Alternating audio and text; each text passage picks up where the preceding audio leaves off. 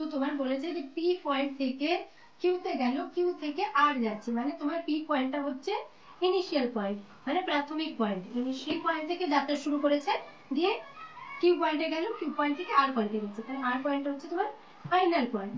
তাহলে তোমার এই যে পি থেকে আর এ গেলাম, তাহলে আমার সরণ কত হলো এবং ডিরেকশনটা কি হবে, মান এবং দিক দুই জানতে চেয়েছে তোমার। যেখানে তোমাকে বলে দিয়েছে যে এটা আমার 4 সেন্টিমিটার এবং এটা আমার 5 সেন্টিমিটার।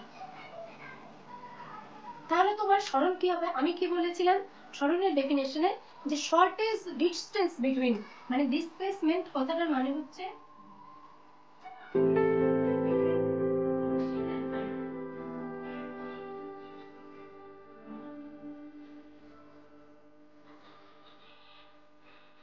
ডিসপ্লেসমেন্টের মান, ম্যাগনিটিউড। যখন আমরা ম্যাগনিটিউড নিয়ে কথা বলবো, ম্যাগনিটিউডের সরণের মান নিয়ে যখন কথা বলবো, সেটা হবে আমার shortest distance between initial and final point. তাহলে আমার ইনিশিয়াল পয়েন্ট এটা, ফাইনাল পয়েন্ট এটা। তাহলে শর্টেস্ট মানে কি হবে, আমি এইখান থেকে এখানে গিয়ে এখান থেকে এখানে যাওয়া, বা আমি ডাইরেক্ট এখান থেকে এখানে চলে যাওয়া, কোনটা ইজি হবে আমার, এখান থেকে এখানে চলে যাওয়া, তাই তো? আমি ডাইরেক্ট এইখান থেকে ঘুরে দিয়ে এখানে না গিয়ে সোজা আমি এই পাশ থেকে এই পাশে চলে গেলাম এই পয়েন্টে, তার মানে এটা শর্টেস্ট ডিসটেন্স হবে।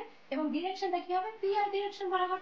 তাহলে এইটা যদি 4 সেন্টিমিটার হয়, এটা 5 সেন্টিমিটার হয়, তাহলে তোমরা ত্রিভুজের ফর্মুলা থেকে আমরা কি লিখতে পারি, P R square equal to P Q square মানে ভূমি square plus R Q square লম্ব স্কয়ার ইকুয়াল টু অতিভুজ স্কয়ার, পি আর স্কয়ার। তাহলে মানগুলো পি কিউ মানে তোমার 4 সেন্টিমিটার, আর কিউ মানে তোমার 5 সেন্টিমিটার, মানে 4 4 16, 5 5 25, 16 আর 25 হচ্ছে 41। তার মানে হচ্ছে পি আর এর ভ্যালুটা হয়ে যাবে তোমার স্কয়ার রুট অফ 41। যদি এটা সেন্টিমিটারে দেওয়া আছে তাই এটা সেন্টিমিটার। তোমাকে কনফিগারেশনটা দিয়েছিল, এর জন্য সরণ হচ্ছে তোমার, সরণের মানটা কত হলো, স্কয়ার রুট অফ 41 সেন্টিমিটার। কোন ডিরেকশন বরাবর, পি আর ডিরেকশন বরাবর। তাহলে বোঝা গেল সরণের কনসেপ্টটা। তাহলে আশা করছি তোমরা সরণের যে কোনো প্রবলেম সলভ করতে পারবে। এরপরে আমরা নেক্সট কনসেপ্ট যেটা পড়বো সেটা হচ্ছে তোমার বেগ বা ভেলোসিটি।